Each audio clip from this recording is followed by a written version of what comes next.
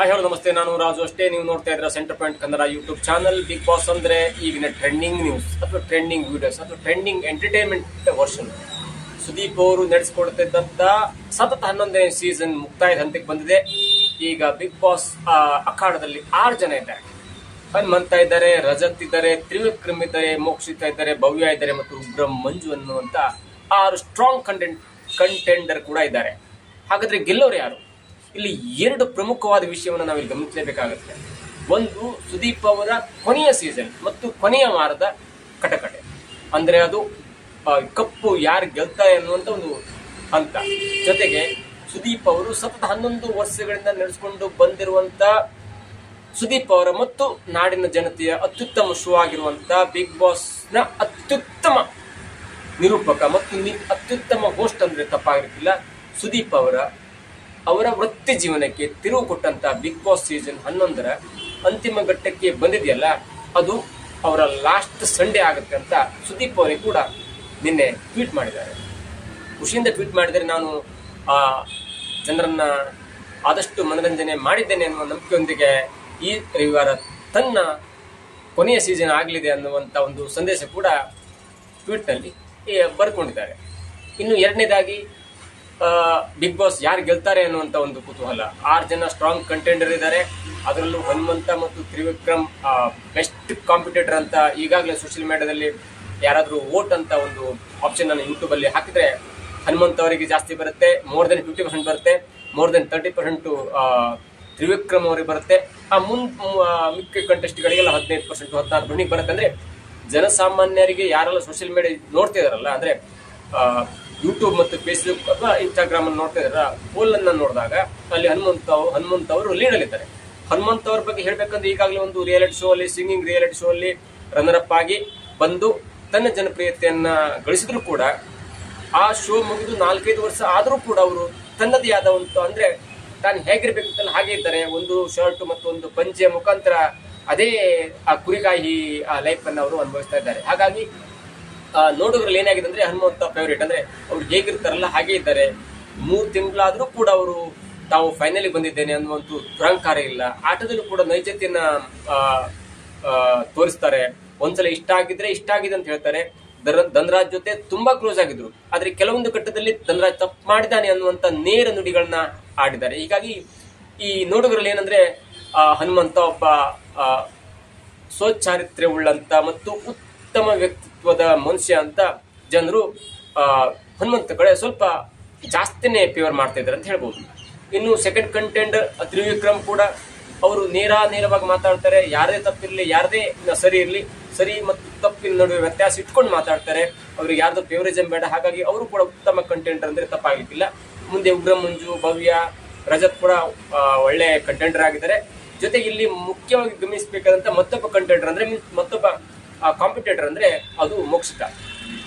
ನೀವು ಮೋಕ್ಷಿತನ್ನ 3-3.5 ತಿಂಗಳಾದ್ರೂ ಜಾಸ್ತಿ ಸೋಷಿಯಲ್ ಮೀಡಿಯಾದಲ್ಲಿ ಟ್ರೋಲ್ ಆಗಿದ್ದಾಗ್ಲಿ, ಮೋಕ್ಷಿತ್ ಅವರು ಅಷ್ಟಿಂದ ಗೆದ್ದುಕೊಂಡು ಮುಂದಿನ ಹಂತಕ್ಕೆ ಬಂದಿದ್ದಾಗ್ಲಿ ಯಾವುದೂ ಅಷ್ಟು ಗಮನಕ್ಕೆ ಬರೋದಿಲ್ಲ. ಅಥವಾ ಕಿತ್ತಾಟ ಹಾಕೊಂಡು ಇಂಪ್ರೂವ್ಮೆಂಟ್ ಏನೋ ಆಗುತ್ತಲ್ಲ, ಅದು ಕೂಡ ಆಗಿರ್ಲಿಲ್ಲ.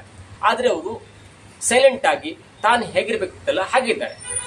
ಒಮ್ಮೆ ಕ್ಯಾಪ್ಟನ್ಸಿ ಟಾಸ್ಕ್ ಅಲ್ಲೂ ಕೂಡ ಅವರು ಕ್ಯಾಪ್ಟನ್ಸಿನೇ ಬಿಟ್ಟುಕೊಟ್ಟು ದೊಡ್ಡ ಮನಸ್ಸನ್ನ, ಅಂದ್ರೆ ತಾನು ಕೆಲವೊಂದು ಕಡೆ ತಪ್ಪು ಮಾಡಿದ್ದೀನಿ, ಹಾಗಾಗಿ ಈ ಕ್ಯಾಪ್ಟನ್ಸಿ ತನಗೆ ಒಲ್ದು ಬಂದ್ರು ತಾನು ಅದಕ್ಕೆ ಅರ್ಹಲ್ಲ ಅಂತ ಕ್ಯಾಪ್ಟನ್ಸಿನೇ ಬಿಟ್ಟು ಕೊಟ್ಟಂತ ಒಂದು ವ್ಯಕ್ತಿತ್ವ ಉಳ್ಳಂತ ಮೋಕ್ಷಿತ. ಹೀಗಾಗಿ ಮೋಕ್ಷಿತ ಅವರು ಕೂಡ ಈಗೀಗ ಕಳೆದ 2 ವಾರದಿಂದ ಕಪ್ ಗೆಲ್ಲಲು ಅವರು ಕೂಡ ಹತ್ರ ಬರ್ತಾರೆ ಅನ್ನುವಂತ ಮಾತುಗಳು ಕೇಳಿ ಬರ್ತಾ ಇದೆ. ಇನ್ನು ಮೂರನೇದಾಗಿ ಉಗ್ರ ಮಂಜು ಕೂಡ ತುಂಬಾ ಚೆನ್ನಾಗಿ ಆಡ್ತಾ ಇದ್ದಾರೆ. ಆದ್ರೆ ಅವರಿಗೊಂದು ದೊಡ್ಡ ಡ್ರಾಬ್ಯಾಕ್ ಅಂದ್ರೆ ಅವರು ಸುದೀಪ್ ಅವರು ಆಪ್ತ ಅನ್ನೋದಕ್ಕಿಂತ ಅವರು ಸುದೀಪ್ ಸಿನಿಮಾಗಳಲ್ಲಿ ನಟಿಸಿದ್ದಾರೆ. ಹಾಗಾಗಿ ಏನಾದ್ರೂ ಉಗ್ರ ಮಂಜು ಅವರು ಬಿಗ್ ಬಾಸ್ ಅನ್ನು ಗೆದ್ರೆ ಅದು ಈ ಹಿಂದಿನ ಅಂತೆ, ಅಂದ್ರೆ ಅರುಣ್ ಸಾಗರ್ ಅವರಿದ್ದಾಗಲಿ ಅಥವಾ ಬೇರೆ ಬೇರೆ ಕಂಟೆಸ್ಟೆಂಟ್ಗಳು ಗೆಲುವನ್ನ ಹೇಗೆ ಸ್ವಲ್ಪ ದೂರ ಮಾಡಿತ್ತಲ್ಲ, ಹಾಗೆ ಮಂಜು ಅವರ ಗೆಲುವನ್ನು ಕೂಡ ಈ ಒಂದು ಅಂಶ, ಅಂದ್ರೆ ಸುದೀಪ್ ಅವರ ಆಪ್ತೂರು ಎನ್ನುವ ಅಂಶ ಕಪ್ಪು ಗೆಲ್ಲುವುದರಿಂದ ಸ್ವಲ್ಪ ದೂರ ಮಾಡಿದ್ರು ಆಶ್ಚರ್ಯ ಇಲ್ಲ. ಯಾಕಂದ್ರೆ ಕೇಳಿದ್ದು ಸುದೀಪ್ ಅವರ ಕೊನೆಯ ಸೀಸನ್. ಈಗಾಗಲೇ ಎಲ್ಲೂ ಕೂಡ ಸುದೀಪ್ ಅವರು ಫೇವರಿಸಂ ಮಾಡಿದ್ದಾನೆ ಅಥವಾ ಏನಾದ್ರೂ ಸಪೋರ್ಟ್ ಮಾಡಿದರೆ, ವ್ಯಕ್ತಿಗತವಾಗಿ ಸಪೋರ್ಟ್ ಮಾಡಿದ್ದಾರೆ ಅನ್ನುವಂತ ಒಂದು ಯಾವುದೇ ಕಿಂಚಿತ್ ಆಪಾದನೆ ಕೂಡ ಸುದೀಪ್ ಅವರ ಮೇಲೆ ಇಲ್ಲ. ಹಾಗಾಗಿ ಕೊನೆಯ ಸೀಸನ್ ನಲ್ಲಿ ಏನಾದ್ರೂ ಅಂದ್ರೆ ತನ್ನ ಆಟದಿಂದಲೇ ಉಗ್ರ ಮಂಜು ಅವರು ಗೆದ್ದಿದ್ರು ಕೂಡ ಅದು ಸುದೀಪ್ ಅವರ ಮೇಲೆ ಸ್ವಲ್ಪ ಕರಿನೆರಳು ಬೀಳುವಂತ ಚಾನ್ಸಸ್ ಇದೆ. ಹಾಗಾಗಿ ಅವರ ಗೆಲುವು ಕೂಡ ಶೋದವರು ಏನ್ ಮಾಡ್ತಾರೆ ಅನ್ನೋದು ಸ್ವಲ್ಪ ಪ್ರಶ್ನಾರ್ಥಕವಾಗಿ ಉಳ್ಕೊಂಡಿದೆ. ಇನ್ನು ಮೇನ್ಲಿ ಹೇಳ್ಬೇಕಂದ್ರೆ ಇಲ್ಲಿಯ ತನಕ ಶ್ರುತಿ ಅವರನ್ನ ಬಿಟ್ರೆ 11 ಸೀಸನ್ಗಳಲ್ಲಿ ಅಂದ್ರೆ ಕಳೆದ 10 ಸೀಸನ್ಗಳಲ್ಲಿ ಯಾರು ಕೂಡ ಮಹಿಳೆ ಗೆದ್ದಿಲ್ಲ. ಸ್ಟ್ರಾಂಗ್ ಕಂಟೆಂಟರ್ ಆಗಿ ಬರ್ತಾರೆ ಅಂದ್ರೆ ಕಾಂಪಿಟೇಟರ್ ಬರ್ತಾರೆ, ಆದ್ರೆ ಫೈನಲ್ 3 ಅಲ್ಲೂ ಕೂಡ ಬರ್ತಾ ಇರಲಿಲ್ಲ. ಒಮ್ಮೆ ಮಾತ್ರ ಅಂದ್ರೆ ಸೆಕೆಂಡ್ ಆರ್ ಥರ್ಡ್ ಅಡಿಷನಲ್ ಮಾತ್ರ ಶ್ರುತಿ ಅವರು ಚಂದನ್ ಅವರನ್ನ ಸೋಲಿಸಿ ಪಟ್ಟ ಗೆದ್ದದ್ದು ಕೂಡ ಕೆಲವರು ಆಶ್ಚರ್ಯ ಉಂಟು ಮಾಡ್ತಾರೆ. ಯಾಕಂದ್ರೆ ಆ ಟೈಮಲ್ಲಿ ಶ್ರುತಿ ಅವರು ಅಂತ ಕಾಂಪಿಟೇಟರ್ ಆಗಿರ್ಲಿಲ್ಲ ಅನ್ನುವಂತ ಮಾತು ಕೂಡ ಕೇಳಿ ಬಂದಿತ್ತು. ಅನೇಕ ಬಾರಿ ಆ ನಂತರ ಸೀಸನ್ಗಳಲ್ಲಿ ಕೂಡ ಅನೇಕ ಬಾರಿ ಸ್ಟ್ರಾಂಗ್ ಕಂಟೆಂಟರ್ ಇದ್ರು, ದೀಪಿಕಾ ದಾಸ್ ಅವರಿದ್ರು, ಅವರು ಕೂಡ ಫೈನಲ್ ಗೆಲ್ತಾರೆ ಅನ್ನುವಂತ ಮಾತುಗಳು ಕೇಳಿ ಬರ್ತಾ ಇತ್ತು. ಆದ್ರೆ ಇಲ್ಲಿ ತನಕ ಕೂಡ ಒಂದು ಮಹಿಳಾ ಕ್ಯಾಂಡಿಡೇಟ್ ಸ್ವತಂತ್ರವಾಗಿ ಆ ಬಿಗ್ ಬಾಸ್ ಅನ್ನು ಗೆದ್ದ ಉದಾಹರಣೆ ಇಲ್ಲ, ಶ್ರುತಿ ಅವ್ರನ್ನ ಹೊರತುಪಡಿಸಿದ್ರೆ. ಹಾಗಾಗಿ ಅನೇಕ ಕಡೆ ಏನಾಗತ್ತಂದ್ರೆ ಹೆಣ್ಮಕ್ಳನ್ನ ಕೇವಲ ಬಿಗ್ ಬಾಸ್ ನಲ್ಲಿ ಮನರಂಜನೆಯಾಗಿ ಇಟ್ಕೊಂಡು ಫೈನಲ್ 3-4 ತನಕ ಹೋಗಿ ಆ ನಂತರ ಹುಡುಗರನ್ನ ಗೆಲ್ಸ್ಬಿಡ್ತಾರೆ, ರನ್ನರ್ ಕೂಡ ಮಾಡಿಲ್ಲ ಇನ್ನು ತನಕ ಅನ್ನುವಂತ ಒಂದು ಮಾತು ಕೂಡ ಕೇಳಿ ಬರ್ತದೆ. ಯಾಕಂದ್ರೆ 10 ಸೀಸನ್ ನಲ್ಲಿ ಕೂಡ ಶ್ರುತಿ ಅವರು ವಿನ್ನರ್ ಆಗಿದ್ಬಿಟ್ರೆ ಆ 10 ಸೀಸನ್ ನಲ್ಲಿ ರನ್ನರ್ ಕೂಡ ಒಬ್ಬ ಮಹಿಳೆ ಕೂಡ ಆಗಿಲ್ಲ. ನೋಡಿದ್ರೆ ಈಕ್ವಲ್ ಕಂಟೆಂಟರ್ ಆಗಿ ಹೋಗಿ ಕಾಂಪಿಟೇಟರ್ ಆಗಿ 20 ಜನ ಇದ್ರೆ 10 ಜನ ಕಾಂಪಿಟೇಟರ್ ಆಗಿ ಮಹಿಳಾ ಮಣಿಗಳು ಇರ್ತಾರೆ, ಆದ್ರೆ ಗೆದ್ದದ್ದು ಮಾತ್ರ ಕೇವಲ ಶ್ರುತಿ ಮಾತ್ರ. ಹಾಗಾಗಿ ಈ ಸಲ ಮಹಿಳೆ ಗೆಲ್ಬಹುದು ಅನ್ನುವಂತ ಸ್ಥಿತಿಯಲ್ಲಿ ಕೊನೆಯಲ್ಲಿ ಹುಡುಗರು ಗೆದ್ಕೊಂಡು ತಮ್ಮ ಪಾರುಪತ್ಯವನ್ನ ಮೆರಿತಾ ಇದ್ದಾರೆ. ಅದಕ್ಕೆ ಕಾರಣ ಏನಿರ್ಬೋದು, ಈ ಸಲ ಮಾತ್ರ ಮತ್ತೊಂದು ಟ್ವಿಸ್ಟ್ ನೊಂದಿಗೆ, ಅಂದ್ರೆ ಇಲ್ಲಿ ಟ್ವಿಸ್ಟ್ ಮೇಲೆ ಟ್ವಿಸ್ಟ್ ಆಗುತ್ತೆ. ಯಾಕಂದ್ರೆ ಒಂದು ಸುದೀಪ್ ಅವರು ಕೊನೆಯ ಸೀಸನ್ ಮತ್ತು ಕೊನೆಯ ಎಪಿಸೋಡ್ ಆಗುತ್ತೆ. ಜೊತೆಗೆ ಇಲ್ಲಿ ಇಬ್ಬರನ್ನ ಬಿಗ್ ಬಾಸ್ ವಿನ್ನರ್ ಆಗಿ ಘೋಷಿಸುವಂತ ಸಾಧ್ಯತೆ ಇದೆ ಅಂತ ಹೇಳಲಾಗ್ತದೆ. ಯಾಕಂದ್ರೆ ಒಂದು ಹನುಮಂತ ಅಥವಾ ತ್ರಿವಿಕ್ರಮ್ ಸ್ಟ್ರಾಂಗ್ ಕಾಂಪಿಟೇಟರ್, ಅದರಲ್ಲಿ 2 ಮಾತೇ ಇಲ್ಲ. ಅವರಿಬ್ಬರಲ್ಲಿ ಒಬ್ರು ಗೆಲ್ಲಬಹುದು ಅನ್ನುವಂತ ಮಾತು ಕೇಳಿ ಬರ್ತಾ ಇದೆ. ಜೊತೆಗೆ ಯಾರನ್ನಾದ್ರೂ ಅಂದ್ರೆ ಒಬ್ಬ ಭವ್ಯ ಮತ್ತು ಮೋಕ್ಷಿತಾ ಅವರ ಪೈಕಿ ಒಬ್ಬರನ್ನಾದ್ರೂ ವಿನ್ ಮಾಡಿ ತಮ್ಮ ವಿದಾಯದ ಎಪಿಸೋಡ್ಗೆ ಮಂಗಳ ಹಾಡಬೇಕು ಅನ್ನುವಂತ ಆಸೆ ಕೂಡ ಸುದೀಪ್ ಅವರಲ್ಲಿ ಇದೆ ಅನ್ನುವಂತ ಒಂದು ಮಾತು ಕೇಳಿ ಬರ್ತಾ ಇದೆ. ಹಾಗಾಗಿ ಈ ಸಲ ಕಲರ್ಸ್ ನಲ್ಲಿ ಎಲ್ಲೂ ಕಂಡಿರೋದು ಅಂದ್ರೆ ಈ ಹಿಂದಿ ಸೀಸನ್ ಆಗುತ್ತೆ, ಕನ್ನಡ, ತೆಲುಗು, ತಮಿಳ್ ಎಲ್ಲ ಆಗುತ್ತೆ, ಆದ್ರೆ ಎಲ್ಲೂ ಕೂಡ ಒಬ್ಬ ವ್ಯಕ್ತಿಯನ್ನ ಗೆಲ್ಲಿಸ್ಬಿಟ್ರೆ ಇಬ್ಬರನ್ನ ಗೆಲ್ಲಿಸಿದ ಉದಾಹರಣೆ ಇಲ್ಲ.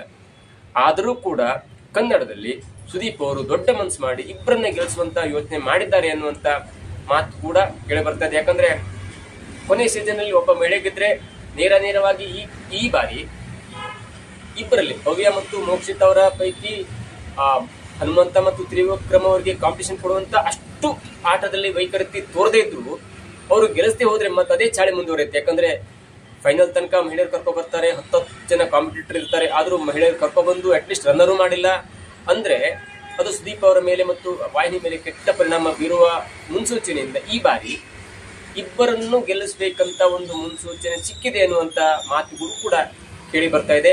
ಇದು ಕೆಲವೇ ದಿನಗಳೇ, ಅಂದ್ರೆ ಇವತ್ತು ಸೋಮವಾರ ಆಗಿರೋದ್ರಿಂದ ಕೇವಲ 3-4 ದಿನಗಳಲ್ಲಿ ಅದು ನಮ್ಮ ಮುಂದೆ ಕ್ಲಿಯರ್ ಆಗುತ್ತೆ.